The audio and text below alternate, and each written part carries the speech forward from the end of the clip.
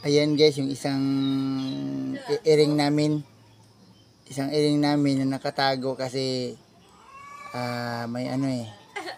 May dalawang iring din na katulad ng ano niya, yung kulay niya. So, tingnan natin yung dalawang iring dito. Dalawang iring, dalawang pusa. Dalawa, ito. Nagmamasid sa isang babaeng iring. Parehong-pareho to sa mga sa iring namin. Yung isa ayun, dalawa.